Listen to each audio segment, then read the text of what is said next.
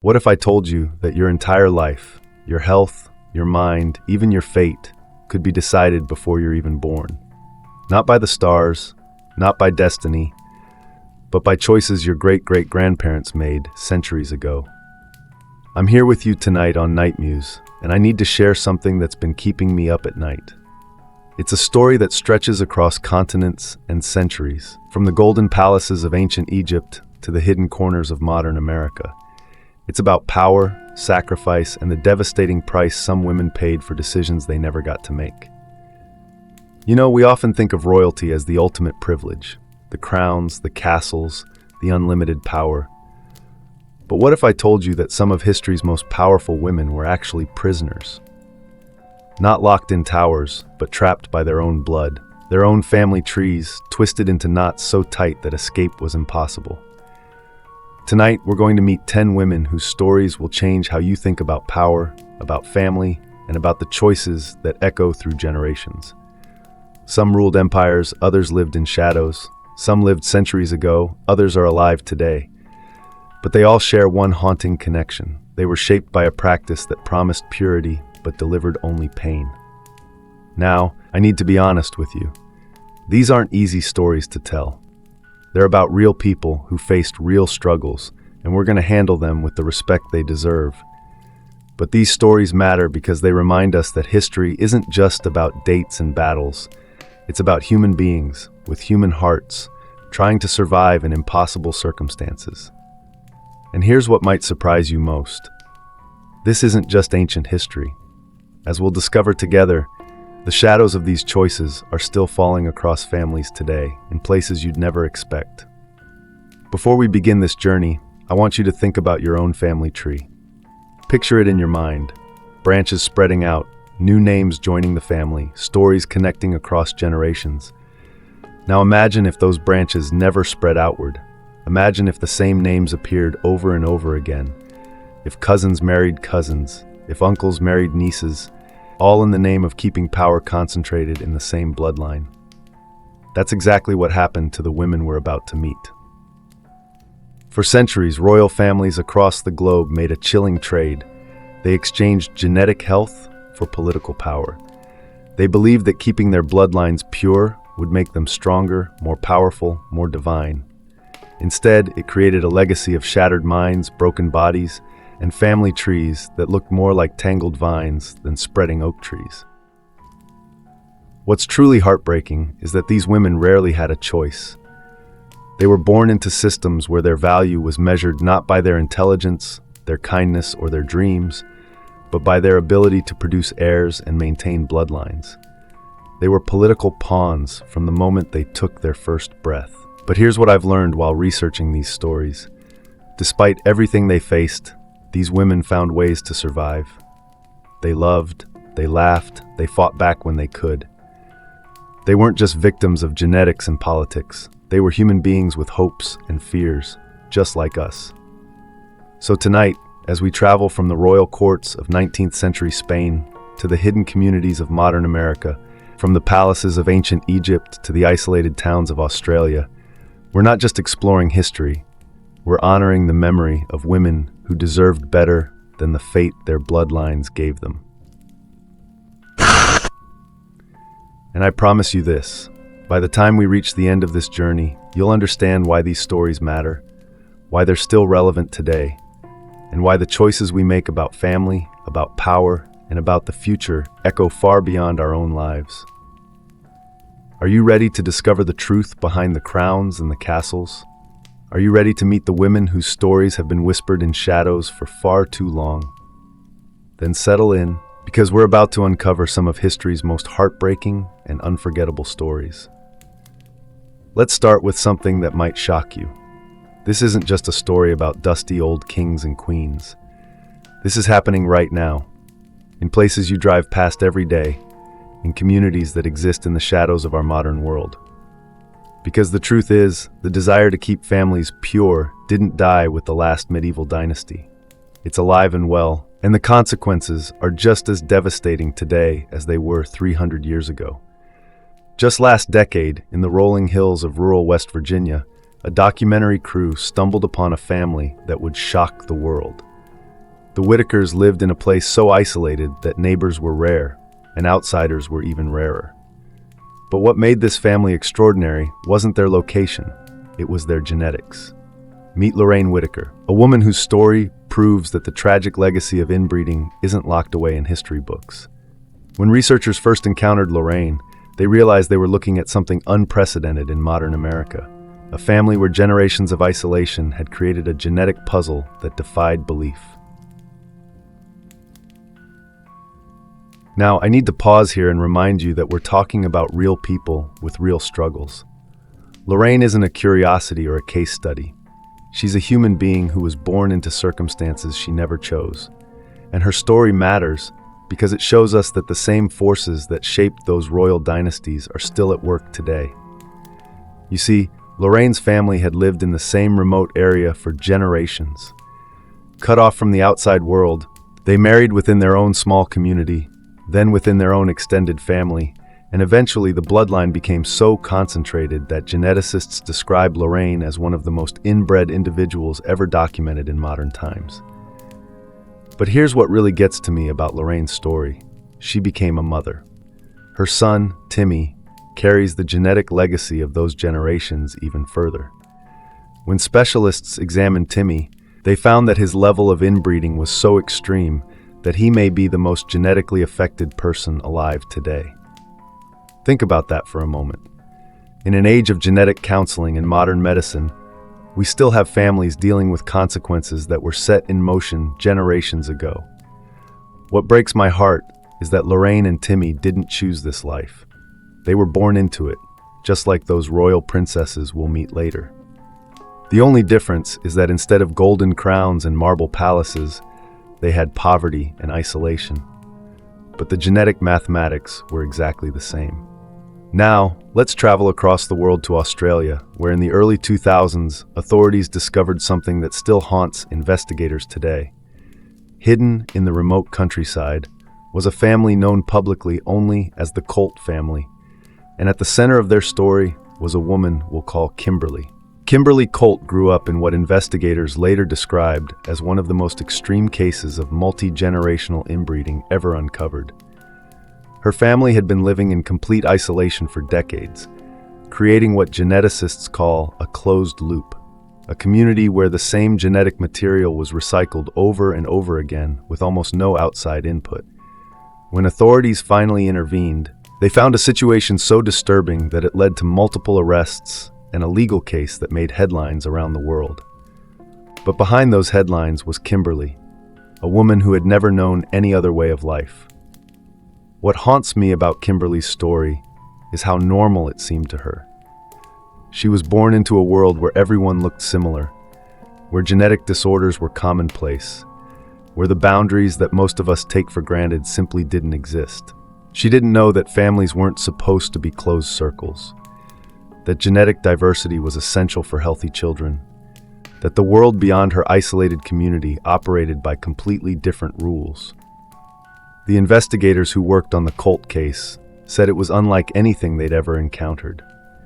Here was a family that had essentially created their own isolated society, following the same patterns that royal families had followed for centuries, but without the wealth, power, or historical justification. These modern stories, Lorraine's and Kimberly's, they're not aberrations or curiosities. They're reminders that the human tendency to create closed communities, to marry within familiar circles, to prioritize familiarity over genetic health is still with us. The difference is that today, we understand the consequences in ways that our ancestors never could. But here's what connects these modern women to the queens and princesses we're about to meet. They were all shaped by decisions made by people who came before them. They were all born into systems that valued something else more than their individual well-being.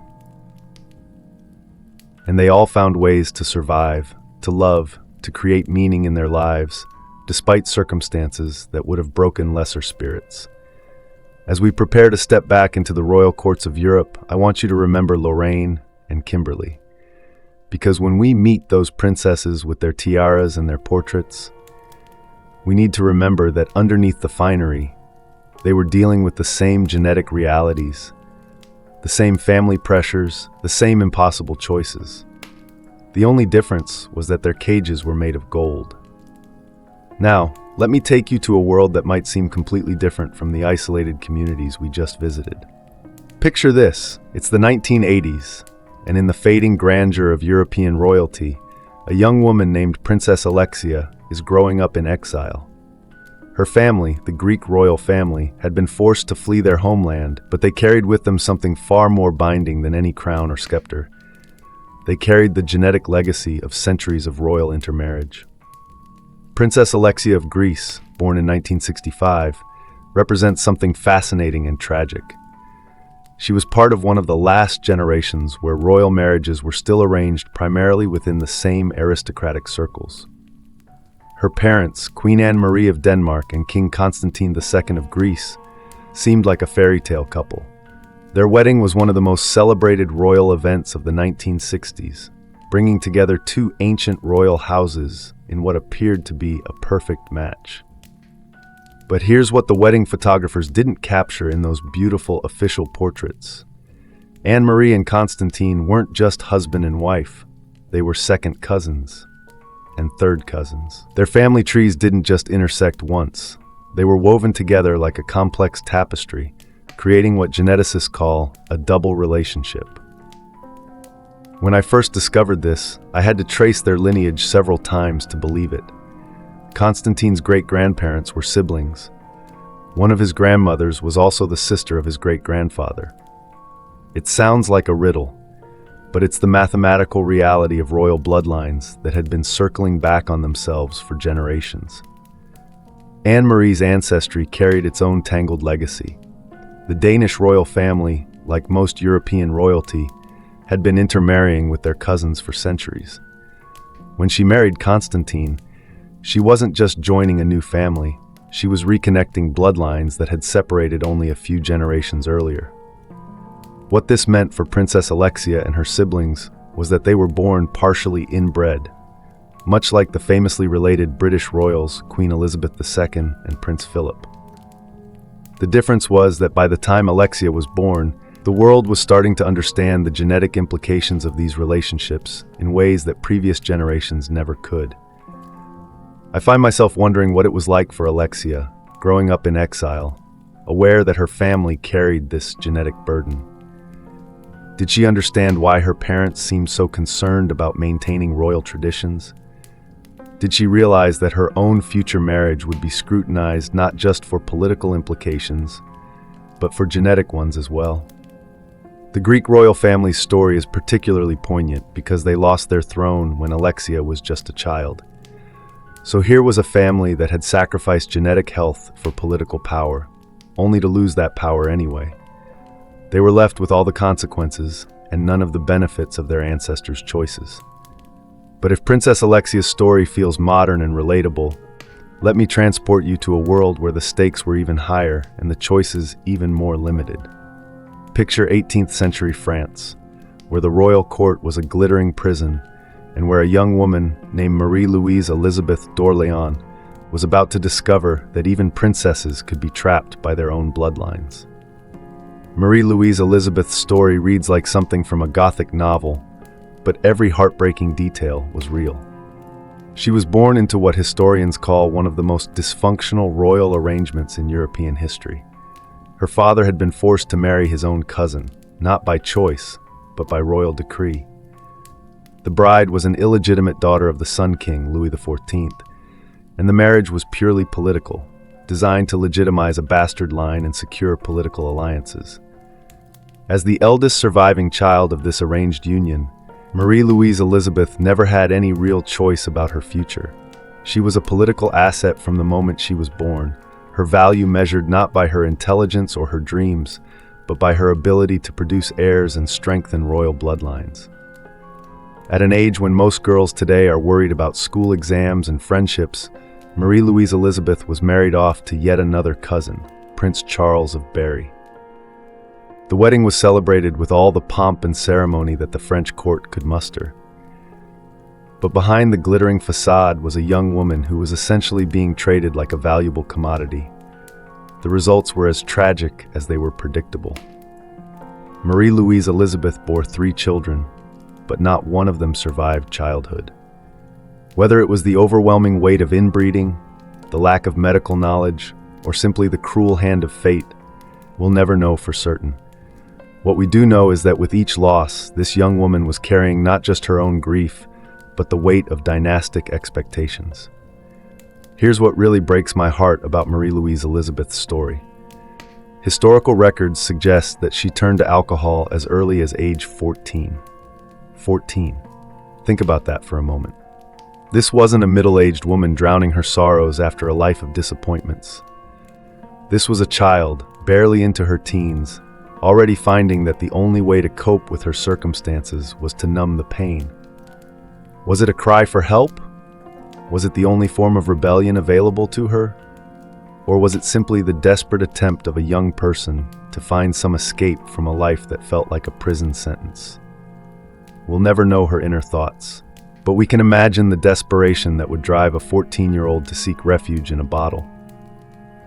The court records describe Marie-Louise Elizabeth as increasingly difficult, rebellious, and unpredictable as she grew older.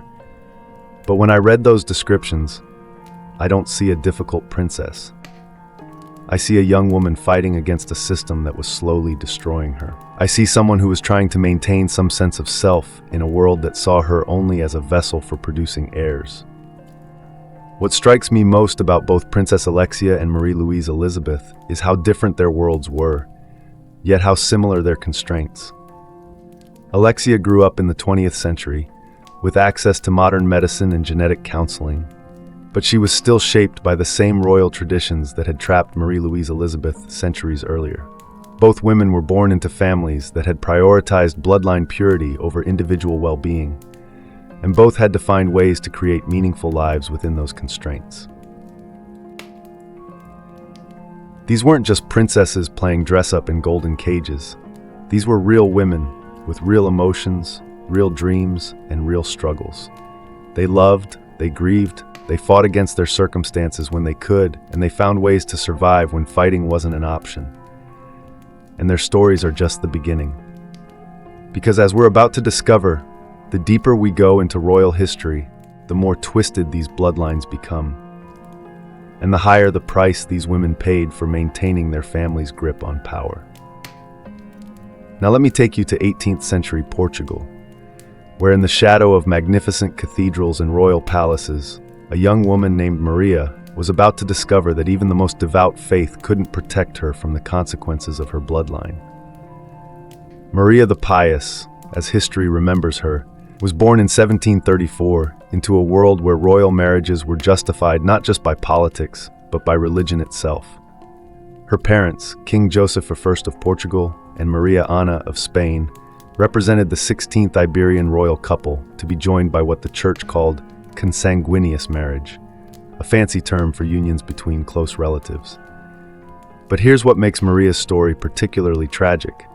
She wasn't just a victim of her parents' arranged marriage.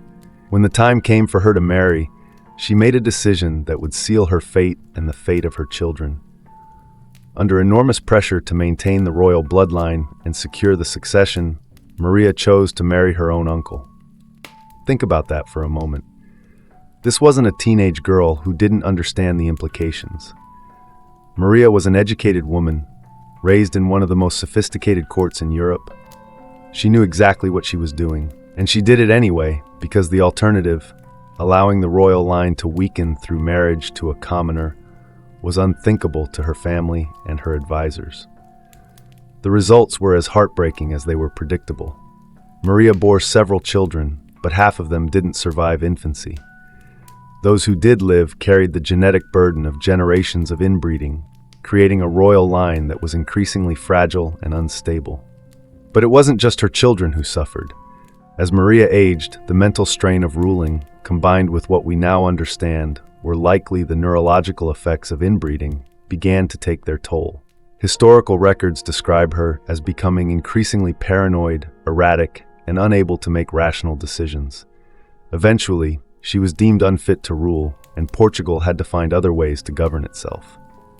What haunts me about Maria's story is the religious dimension.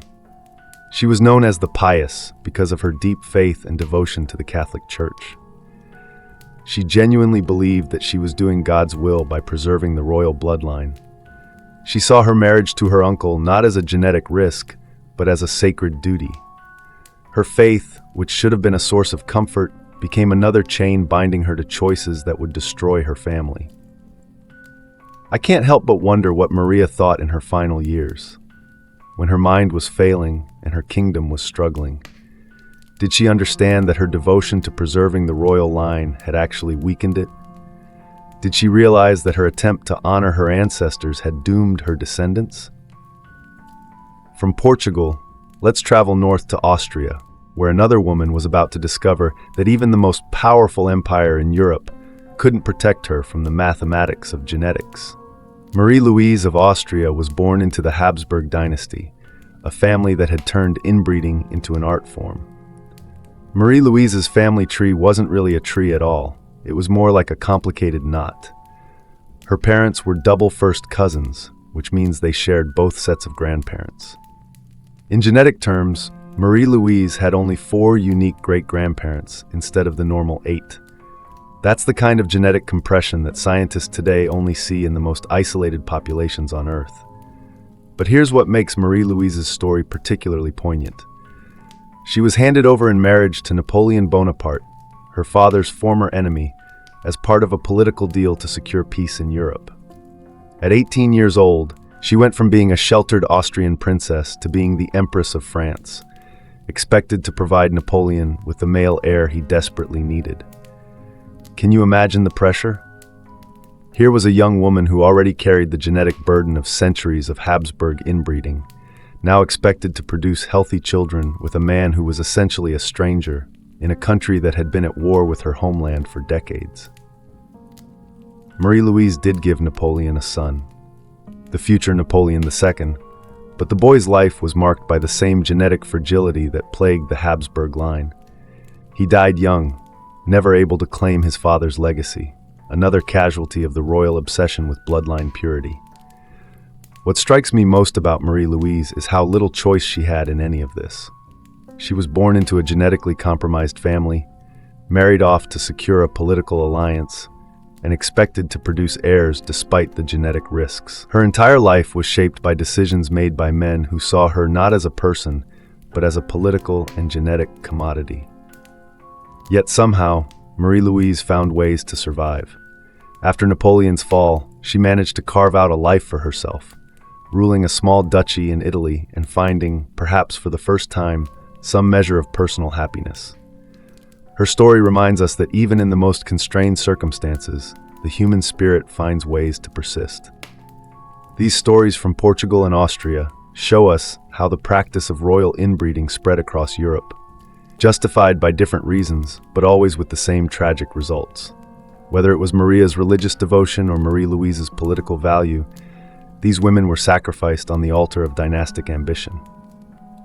But if you think the Habsburg story ends with Marie-Louise, you're wrong. Because hidden in the shadows of that famous dynasty was a woman whose genetic legacy surpassed even the infamous Charles II of Spain. Her name was Maria Antonia of Austria, and her story represents the absolute pinnacle of royal inbreeding. Now, most people have heard of Charles II of Spain, the Habsburg king who was so inbred that he could barely function. He's become the poster child for the dangers of royal inbreeding, the cautionary tale that historians point to when they want to show how far these practices could go. But here's what most people don't know.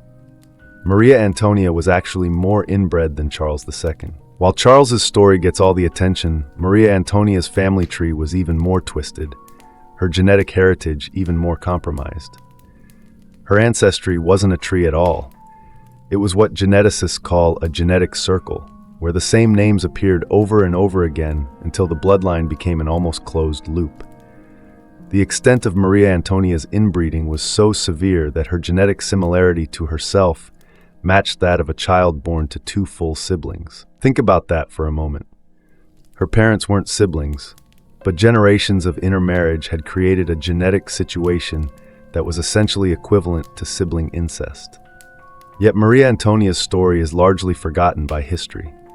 While Charles II's physical and mental disabilities are well documented, we know relatively little about how Maria Antonia's genetic legacy affected her personally. Was she hidden away because her condition was too shocking, even for a court that was used to genetic abnormalities? Was her story deliberately suppressed to protect the Habsburg reputation? What we do know is that Maria Antonia represents the absolute peak of the Habsburgs' genetic experiment. She was the living embodiment of what happened when a royal family's obsession with bloodline purity was taken to its logical extreme. Her very existence proved that there were limits to how far inbreeding could go before the human body simply couldn't cope. The Habsburg story is particularly tragic because it shows us how a family can become trapped by their own success. The Habsburgs ruled most of Europe for centuries, and they maintained their power through strategic marriages within their own extended family. For generations, this strategy worked. They accumulated more and more territory, more and more wealth, more and more influence. But with each generation, the genetic cost grew higher. The family that had once conquered most of Europe eventually found themselves unable to produce healthy heirs. The same bloodline that had brought them power ultimately brought them extinction. Maria Antonia's story, hidden though it may be, represents the moment when the Habsburg genetic experiment reached its breaking point. She was the woman who proved that even the most powerful family in Europe couldn't escape the laws of genetics forever. And her story leads us to our next chapter, where we'll travel back in time to the very cradle of civilization, to ancient Egypt, where the practice of royal inbreeding reached heights that would make even the Habsburgs seem restrained.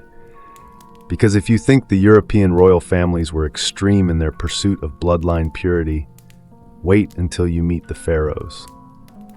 But first, let me take you to 19th century Spain, where a young queen named Isabella was about to discover that all the crowns and palaces in the world couldn't protect her from the genetic legacy of her ancestors. Isabella II of Spain became queen when she was just 3 years old, after her father died and left her as his only heir. But Isabella's arrival in the world hadn't been cause for celebration. It had been a source of quiet concern. Her father had desperately wanted a male heir, and her birth as a daughter was seen as a problem that needed to be solved. Why? Because Isabella's very existence was the result of a union between an uncle and his niece. Her family tree was so tangled that her grandparents on one side were also her great-grandparents on the other. It's the kind of genetic maze that makes your head spin when you try to trace it.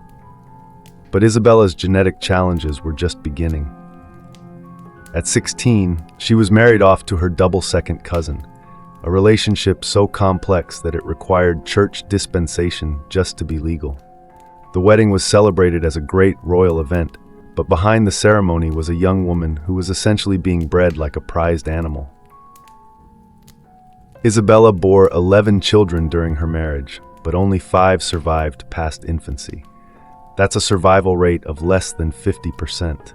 And while infant mortality was high in the 19th century, Isabella's losses were extreme even by the standards of her time. But here's where Isabella's story takes a particularly complicated turn. Many historians believe that her husband, despite being her close cousin and official spouse, actually fathered none of their surviving children. There were whispers at court about Isabella's relationships with other men, about the strain in her marriage, about unspoken truths regarding her husband's own identity and preferences. Think about what this means for Isabella as a person. She was married to someone she didn't love, possibly someone who couldn't or wouldn't love her back. She was expected to produce heirs, but her husband may not have been capable of or interested in fulfilling that role. She was trapped in a marriage that was both genetically dangerous and emotionally empty. So Isabella did what many women in her situation have done throughout history. She found affection and companionship elsewhere. Her affairs weren't just royal scandals. They were acts of survival, attempts to find some human connection in a life that had been entirely arranged by others. Eventually, Isabella lost her crown. Political upheaval in Spain meant that the monarchy was temporarily abolished, and Isabella was forced into exile. But in a strange way, losing her throne may have been the best thing that ever happened to her. For the first time in her life, she was free to make her own choices, to live according to her own desires rather than the demands of dynastic duty. Isabella's story shows us something important about these royal women. They weren't just passive victims of their circumstances. When they could, they fought back. They found ways to assert their agency, to claim some measure of control over their own lives. Isabella's affairs weren't just personal scandals. They were acts of rebellion against a system that had tried to reduce her to nothing more than a vessel for producing heirs. From Spain, let's travel back to the very beginning of recorded history, to ancient Egypt, where the practice of royal inbreeding reached extremes that would shock even the most jaded European monarch. Because if you think the stories we've heard so far are tragic, wait until you meet the pharaohs. In the Valley of the Kings, archaeologists have discovered something that tells one of the most heartbreaking stories in all of ancient history. They're known simply as mummies 37A and 37B, two tiny preserved bodies that carry a tale of genetic tragedy that still haunts researchers today. These two infant girls were the daughters of Pharaoh Tutankhamun and his wife Ankhesenamun. Both babies were likely stillborn, their short lives marked by the kind of genetic abnormalities that we now understand are the inevitable result of extreme inbreeding. But here's what makes their story particularly tragic. Ankhesenamun wasn't just Tutankhamun's wife. She was also his half-sister. They shared the same father, Pharaoh Akhenaten, and their marriage was part of a royal tradition that had been going on for over 1,000 years. You see, the ancient Egyptians believed that pharaohs were literally gods on earth, and gods couldn't marry ordinary mortals. To maintain their divine status, pharaohs had to marry within their own families, preferably their sisters or daughters. What we now understand as genetic catastrophe, they saw as religious necessity. Tutankhamun himself was the product of generations of this kind of inbreeding. Modern DNA analysis has revealed that his parents were likely brother and sister, and his grandparents were probably closely related as well. By the time Tutankhamun was born, the royal bloodline had become so concentrated that genetic problems were inevitable. The two little girls, mummies 37A and 37B, represent the tragic end of this genetic experiment. Their bodies show the kind of deformities and developmental problems that occur when the same genetic material is recycled over and over again. They were the price paid for maintaining the fiction that pharaohs were divine. But I want you to think about Ankhesenamun for a moment. She was a young woman, probably still a teenager, who had already lost her father and was married to her half-brother to secure the royal succession. She became pregnant twice, probably with great hope and excitement, only to lose both babies before they could even take their first breath. The grief she must have felt is unimaginable. Not only was she dealing with the loss of her children, but she was also carrying the weight of dynastic expectations. The survival of the royal line depended on her ability to produce healthy heirs, and her body was failing her in the most devastating way possible. Ancient Egyptian texts don't record Ankhesenamun's personal feelings about these losses, but we can imagine the desperation she must have felt. After Tutankhamun's death, she did something almost unprecedented. She wrote to the king of Egypt's enemies, the Hittites, asking them to send her a prince to marry. She was so desperate to escape her situation that she was willing to consider marrying an enemy of Egypt. The letter she wrote still exists, and it's heartbreaking in its honesty. She wrote that she had no sons, that she was afraid that she couldn't marry a servant but needed a real prince. It's one of the few times in ancient history that we can hear a royal woman's actual voice, speaking not as a queen, but as a desperate human being. The Hittite prince was sent, but he was murdered before he could reach Egypt, probably by Egyptian officials who saw the marriage as a threat to their power. Ankhesenamun disappeared from history shortly after, probably forced into another marriage with someone from the Egyptian court. The stories of those two little girls, mummies 37A and 37B, and their mother Ankhesenamun, show us that the human cost of royal inbreeding wasn't limited to medieval Europe.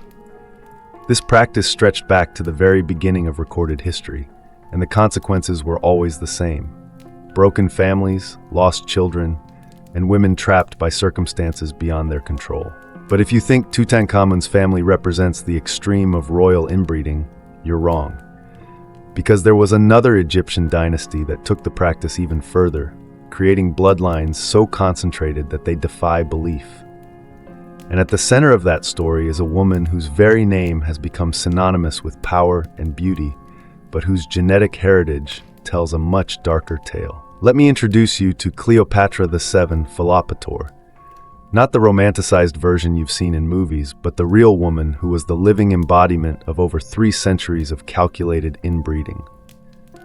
Most people think of Cleopatra as Egyptian, but the truth is that she was actually of pure Greek Macedonian descent. Her family, the Ptolemies, had conquered Egypt centuries earlier under Alexander the Great, and they had maintained their power through the most systematic program of inbreeding in human history. The Ptolemies didn't just occasionally marry cousins like the European royals we've discussed. They made brother-sister marriage a regular practice, believing that it would keep their bloodline pure and their power concentrated. For over 300 years, generation after generation of Ptolemies married their own siblings. Cleopatra VII was the product of this centuries-long genetic experiment. Her parents were siblings, her grandparents were siblings, her great-grandparents were siblings. Going back through her family tree, you find the same pattern repeated over and over again. Brothers marrying sisters, uncles marrying nieces, the same genetic material being recycled endlessly. But here's what's remarkable about Cleopatra.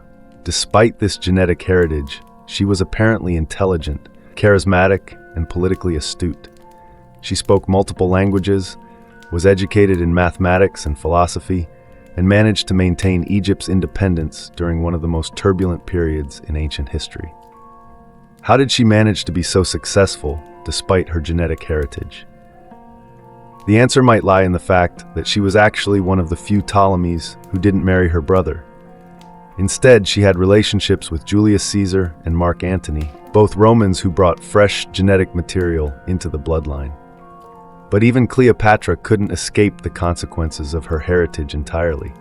Historical records suggest that she had physical abnormalities that she carefully concealed, and some of her children with her brother husband Ptolemy XIII died young, possibly from genetic complications.